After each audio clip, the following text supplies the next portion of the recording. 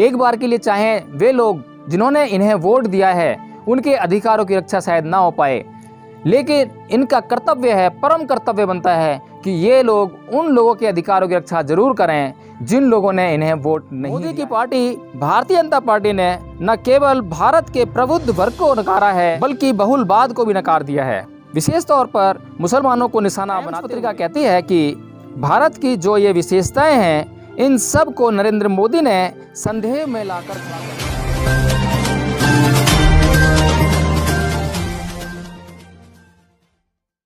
जय भीम, नमो बुद्धाय। साथियों, जैसा कि आप लोग जान रहे होंगे कि अभी कुछ दिन पहले विश्व की सबसे बड़ी व प्रसिद्ध पत्रिका टाइम्स मैगजीन में नरेंद्र मोदी को विश्व के 100 सबसे शक्तिशाली व्यक्तियों में शामिल किया गया।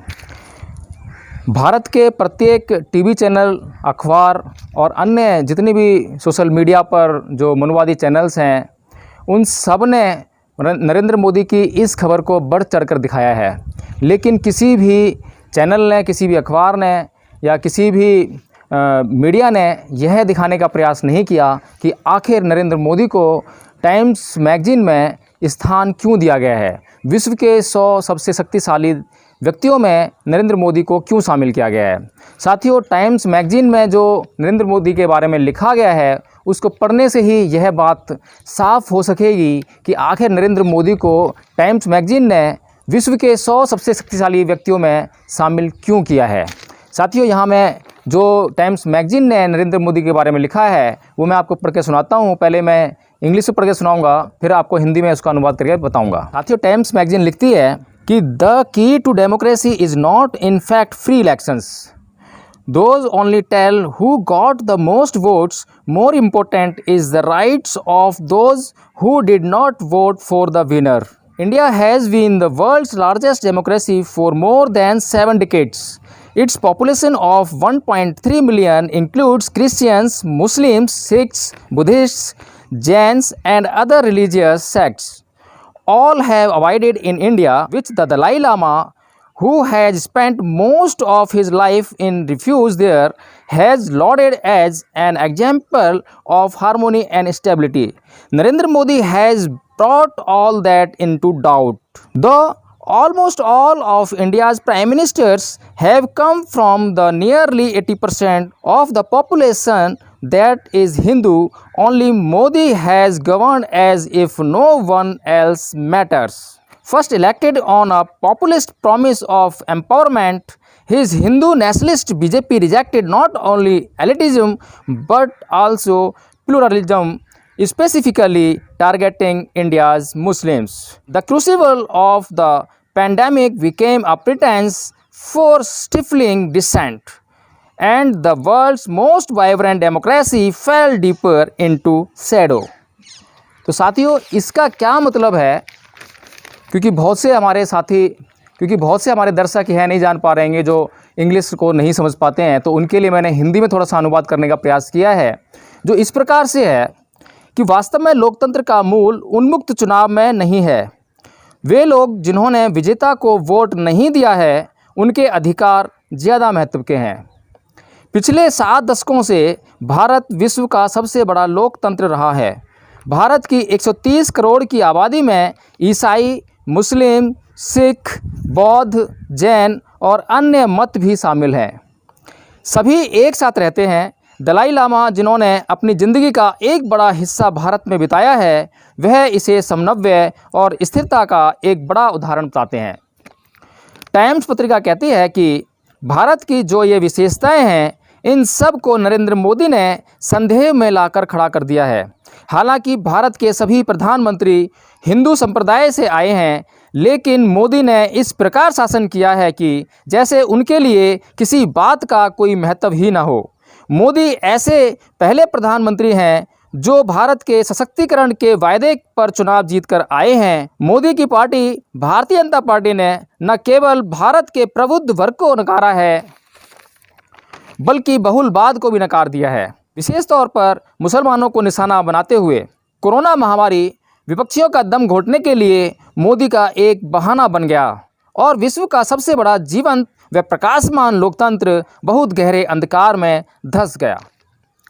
तो साथियों, टाइम्स पत्रिका ने नरेंद्र मोदी के शासनकाल के, अभी नरेंद्र मोदी का दूसरा शासनकाल चल रहा है, और इन दोनों शासनकाल में जो गतिविधियां भारत के अंदर हुई, जितना समर्थन भारत की जनता से, भारत के सभी धर्मों के लोगों से नरेंद्र मोदी और उनकी पार्टी को मिला, या जितना विरोध नरेंद्र मोदी और उनकी पार्टी की नीतियों का विभिन्न धर्मों या जनता के विभिन्न वर्गों ने किया, उस आधार पर टाइम्स पत्रिका ने नरेंद्र मोदी को विश्व के 100 शक्तिशाली व्यक्तियों में शामिल करने का काम किया है।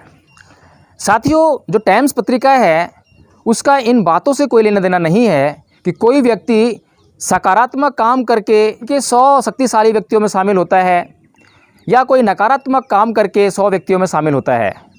महत्वपूर्ण बात यह है कि कौन सा व्यक्ति विश्व के शक्तिशाली व्यक्तियों में से है और किस बात से वह शक्तिशाली है, इस बात को मद्देनजर रखते हुए उसका विवरण देते हुए टाइम्स पत्रिका ने इन 100 व्यक्तियों की सूची बनाई है, जिसमें कि नरेंद्र मोदी को जिस बात के लिए शामिल किया है वो मैंने आपको पढ़ के सुनाई है। जैसा कि टाइम्स पत्रिका ने लिखा है, उसने बहुत ही महत्वपूर्ण तरीके से कोट किया है कि भारत के मुस्लिम्स के अधिकारों को नकारते हुए, उनकी आवाज़ को दबाते हुए, विपक्षियों का दम घोटकर जो भारत का प्रबुद्ध वर्ग है, पढ़ा लिखा वर्ग है, विद्वान वर्ग है, जो हर नीति पर कड़ी नज़र रखता है, उसकी विवेचना करता है, उसकी समालोचना करता है, उसका गला दबाते हुए इस मोदी सरकार ने जो कारनामे किए हैं उनको आधार बनाकर टाइम्स पत्रिका ने नरेंद्र मोदी को विश्व के 100 शक्तिशाली व्यक्तियों में शामिल किया है। साथियों, जैसा कि पत्रिका ने लिखा है कि लोकतंत्र में जो आदमी जीत कर आता है, क्योंकि लोकतंत्र जो है फ्री इलेक्शन होता है, जैसा कि पत्रिका में कहा है, और फ्री इलेक्शन का मतलब यह है कि कोई भी व्यक्ति किसी को भी वोट दे सकता है। लेकिन साथियों, इसमें कुछ लोग ऐसे भी होते हैं जिन लोगों ने उस व्यक्ति को वोट नहीं दिया है जो जीत कर आया है। अब ऐसे लोगों के अधिकारों का क्या उनके अधिकारों का दम घोटा जाएगा, उनका गला काटा जाएगा, या उनके अधिकारों को दबाया जाएगा, कुचला जाएगा? उनके अधिकारों की रक्षा कैसे होगी? साथियों, इसी महत्वपूर्ण प्रश्न पर टाइम्स पत्रिका ने नरेंद्र मोदी पर बड़े सवाल खड़े कर दिए हैं, लेकिन भारत की मीडिया ने इस बात को बिल्कुल भी उठाया नहीं है और भारत की जनता से इसको छुपाने का काम किया है कि नरेंद्र मोदी को किस बात के लिए और क्या कहकर विश्व के 100 शक्तिशाली व्यक्तियों में शामिल किया गया है। आखिर मीडिया ने ऐसा क्यों किया है? साथियों, हमें यह समझना चाहिए कि आज भारत में जो लोकतंत्र की स्थिति है वह एक तानाशाह के हाथ में आई हुई सत्ता मात्र बनकर रह गई है, इससे अधिक कुछ नहीं है। और वह तानाशाह भारत की शासन सत्ता को इस तरह से चलाने का प्रयास कर रहा है और इस तरह की व्यवस्था को बनाने का काम कर रहा है। साथियों, नरेंद्र मोदी की यह सरकार भारत के लोकतंत्र की रक्षा करने वाली हर संस्था को अपने कब्जे में लेने का काम कर रही है। आज हर संस्था को उस तरह से बनाया जा रहा है, उसका निर्माण इस प्रकार किया जा रहा है कि वह आने वाले समय में सिर्फ़ और सिर्फ नरेंद्र मोदी, बीजेपी या आरएसएस के लिए या उनके हितों के लिए ही काम करती हुई नज़र आए। साथियों, इस तरह का षड्यंत्र भारत में रचा जा चुका है और टाइम्स पत्रिका की बात हमने आपको बताई है, और जो आपको जो पढ़ के सुनाया है, इंग्लिश में पढ़ के सुनाया है, उसका हिंदी में भी अनुवाद करके सुनाया है। इंग्लिश में इसलिए पढ़ के सुनाया है ताकि ओरिजिनल टेक्स्ट आप तक पहुंचे, और उसका हिंदी में अनुवाद इसलिए करके बताया है ताकि आप उसे समझ सकें कि टाइम्स पत्रिका क्या कह रही है। साथियों, हमने कुछ भी इसमें छुपाने का काम नहीं किया है, लेकिन जो भारत की मीडिया है उसने सब कुछ छुपा लेने का कार्य किया है। उसने नरेंद्र मोदी की इन बातों को बिल्कुल भी भारत की जनता को बताने का कष्ट नहीं किया, बल्कि उसको यत्नपूर्वक छुपाया गया है। साथियों, आखिर भारत की ये मनुवादी मीडिया ऐसा क्यों कर रही है?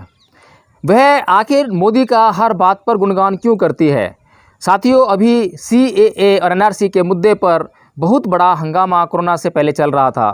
आपने देखा कि शाहीन बाग में महीनों से बच्चे, बूढ़े, महिलाएं बैठी थीं, धरना दे रहे थे। आखिर उनके अधिकारों का क्या? इसी बात को इस पत्रिका में प्रमुखतया से उठाया गया है। और साथियों, इस पत्रिका ने इस बात की ओर इशारा किया है कि भारत की जनसंख्या का एक बहुत बड़ा हिस्सा मुस्लिम है, और उस मुस्लिम ने हो सकता है कि बिल्कुल भी नरेंद्र मोदी को वोट ना दिया हो, लेकिन इसका मतलब यह बिल्कुल भी नहीं है और यह लोकतंत्र की मर्यादा के विरुद्ध है कि यदि लोकतंत्र में चुनाव हुआ प्रधानमंत्री, वह यह जानते हुए कि इन लोगों ने मुझे वोट नहीं दिया है और उनके अधिकारों की रक्षा करने से मना कर दे। इससे घिनौनापन विश्व के किसी भी लोकतंत्र के लिए नहीं हो सकता है। इससे घटिया हरकत विश्व के किसी भी लोकतंत्र के लिए नहीं हो सकता है। एक बार के लिए चाहे वे लोग जिन्होंने इन्हें वोट दिया है उनके अधिकारों की रक्षा शायद ना हो पाए, लेकिन इनका कर्तव्य है, परम कर्तव्य बनता है कि ये लोग उन लोगों के अधिकारों की रक्षा जरूर करें जिन लोगों ने इन्हें वोट नहीं दिया है। क्योंकि साथियों, लोकतंत्र का मतलब यह है कि चुनाव में कुछ लोग किसी को चुनते हैं और कुछ लोग किसी को नहीं चुनते हैं, लेकिन चुनाव होने के बाद, निर्णय आ जाने के बाद सभी लोगों के द्वारा यह माना जाता है कि जो लोग चुने गए हैं वे लोग किसी के द्वारा नकारे गए या किसी के द्वारा चुने गए, लेकिन वे लोग सभी लोगों का प्रतिनिधित्व कर रहे हैं और उन्हें सभी लोगों के लिए समान रूप से कार्य करना है। वे किसी के खिलाफ काम नहीं करेंगे बल्कि वे सबके लिए काम करेंगे। यही लोकतंत्र की मर्यादा है और इस लोकतंत्र की मर्यादा को बनाना सरकार का काम है। जो वर्तमान में आज मोदी सरकार है उसका यह परम कर्तव्य है और यदि सरकार इस कर्तव्य से चूक रही है, इस कर्तव्य को पूरा करना नहीं चाहती है, तो उसको यह कर्तव्य याद दिलाना और उन लोगों से यह काम करवाना भारत के लोगों का परम कर्तव्य है, उनका पहला काम है। उन्हें इस सरकार से इस काम को करवाने के लिए जो भी जद्दोजहद करनी पड़े, जितने बड़े आंदोलन करने पड़े, उन्हें करने चाहिए। जय भीम, नमो बुद्धाय।